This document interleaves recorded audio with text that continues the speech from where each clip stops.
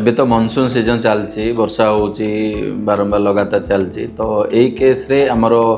ENT related रोग गुड़ा लोकंकर पिलांकर हो जाए अधिक तो ये जो किछटा वीडियो 2-3 वीडियो बनैबा से आम जाना जे कौ रोग गुड़ा कमन आउ तार कहीं हुए आउ लक्षण कौन आ ट्रिटमेंटा कि प्रिवेंशनटा कौन तो कमन रोग जो हुए यही मानसून टाइम रे फर्स्ट तो होची आपण ओदा होइजिबे केतबेले वर्षारे मळा पानी पशिगला कान रे किंबा सेमती बहुत समय ओदा हो गले तो से कान रिलेटेड इन्फेक्शनटा बेसी देखा जाए जोटा आम ओटाइटिस एक्सटर्ना कहू किंबा फंगाल इन्फेक्शन हुए कान रे देखिए से इमिडिएटली आप ओदा होते 2 दिन पर आपंकर पेन होगा स्टार्ट हो सीवियर तो सेटा ऑटोमाइकोसिस बा फंगाल इन्फेक्शन सेटा बहुत कॉमन मानसून सीजन मानसून रे एलर्जी भी बढ़ी जाए एलर्जिक राइनाइटिस जोटा कहू टॉन्सिलाइटिस हो जाए लारिंजाइटिस हुए गला खराब हुए सोर थ्रोट बारंबार हुए साइनोसाइटिस भी बढ़ जाए